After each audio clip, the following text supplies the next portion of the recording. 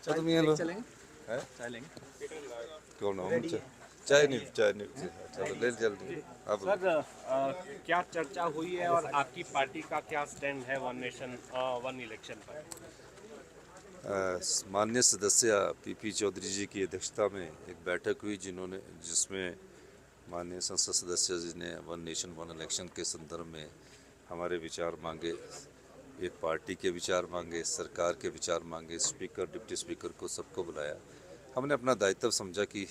संसद के सदस्य हमारे आए हैं तो हम अपने विचार साझा करें। पार्टी की तरफ से तो हमारा एक है कि हम वन नेशन वन इलेक्शन का अपोज कर रहे हैं, लेकिन कुछ सजेशंस हमने जो डेमोक्रेसी को स्ट्रेंथिंग करने के लिए थे उसके बारे में कुछ हमने विचार रखे और सभी संसद सदस्यों ने पहले तो हमें अपने उस ड्राफ्ट बिल के बारे में जानकारी दी और जानकारी लेने के बाद ये पाया गया कि कुछ जो हम वन नेशन वन इलेक्शन में कुछ और उससे इस दायरे को थोड़ा बढ़ाया गया माननीय चेयरमैन साहब पीपी चौधरी साहब के साथ।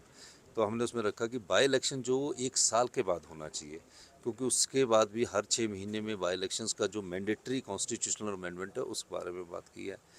और जो इलेक्टोरल रोल्स की बात है वो तो पूरे देश में एक ही इलेक्टोरल रोल हो जाए उसमें किसी को कोई ऑब्जेक्शन नहीं है पंचायती राज से, क्योंकि बार बार बनाने में उचित नहीं है। और जो वन नेशन वन इलेक्शन है उसमें कुछ हमारी आपत्तियां हैं कि कोई टेन्योर जब जो होगा तो उसके आगे टेन्योर कैसे होगा, कोई गवर्नमेंट गिरती है, कोई एमएलए रिजाइन दे देते हैं, ये सब चीज़ों की चर्चा विस्तृत होनी है। हमने अपने विचारों में से उनको अवगत करवाया, क्योंकि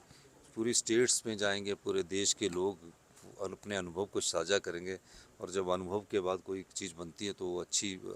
होती है। अब इस मामले में तो हमने कहा कि वन नेशन हम वन इलेक्शन हमारी पार्टी इस फेवर में नहीं है, पर हम चाहते हैं कि बाई इलेक्शन एक समय हो और अगर करना है तो पार्टी हमें थोड़ा ये समझना पड़ेगा कि आने वाले समय में असेंबली का टेन्योर क्या होगा। अभी तो 5 साल के लिए होते हैं,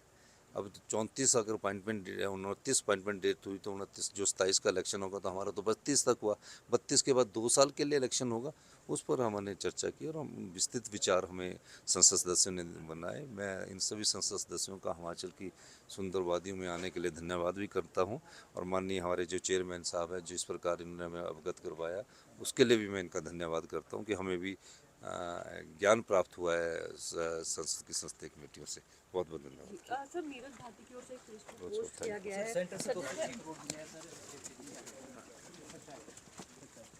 हाँ सर चलिए सर ये